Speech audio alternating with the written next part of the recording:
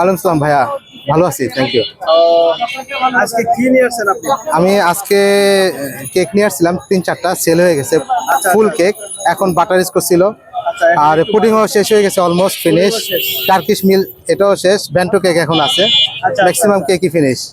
আচ্ছা আচ্ছা আচ্ছা, এগুলো কি কেক বলে? এটা হলো ব্যান্টো কেক। ব্যান্টো মধ্যে চকলেট ফ্লেভার আছে, ভ্যানিলা আছে, স্ট্রবেরি আছে।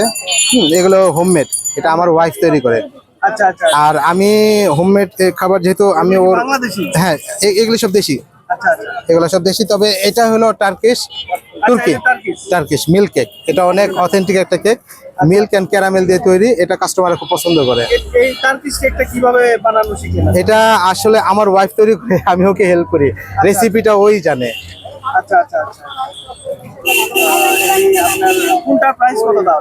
অ্যাকচুয়ালি ব্যান্টো কেকগুলো আমি 200 টাকা সেল করি।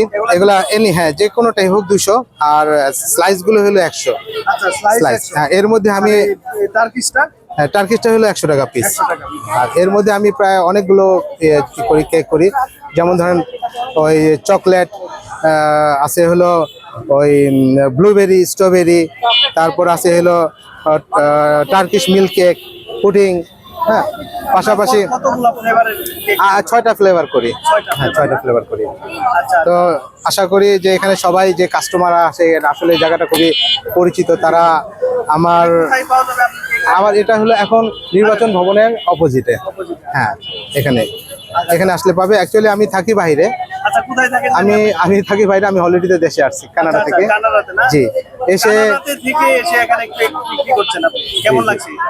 আসলে আমি এটাকে এনজয় করি। এনজয় করেন জি, না? আসলে সময়টাকে নষ্ট না করে এখানে টাইম স্পেন্ড করতেছি। আমার ওয়াইফের প্রোডাক্টটা এখানে মার্কেটিং করতেছি, আচ্ছা। কাস্টমারও ভালো রিভিউ দিচ্ছে।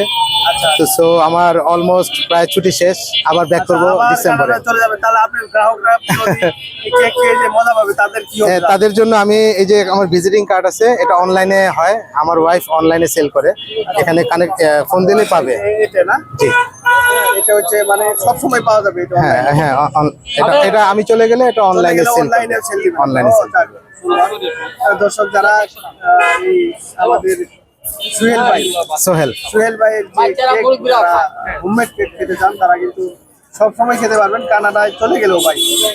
আমরা দেখতে পাচ্ছি চমৎকার টাইপের কেক, টার্কিশ কেক রয়েছে, আরো এইদিকে রয়েছে বাটার স্কচ। আর আমি চকলেট, হ্যাঁ চকলেটও আমি নিয়ে আসছিলাম। ম্যাক্সিমাম কেকই ফিনিশ, হ্যাঁ শেষ থাকে না।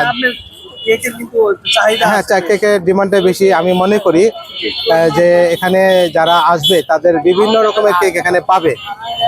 তো পাবে। তো আমি আরেকটা করব যে যারা মানে বসে আছে বেকার, তারা যদি তাদের মেধাকে কাজে লাগায়, তাহলে তারা এই শিল্পে এগিয়ে আসতে পারে এবং বেকারত্ব থাকবে না, আমি মনে করি। আমরা কিন্তু দেখেছি আপনি শুধু কেক না, এর আগে কিন্তু আরো হ্যাঁ এটা আমি পাশাপাশি কাস্টমারের একটা প্রায়োরিটি ছিল, এটা হলো খিচুড়ি, সাথে ছিল হলো এগ।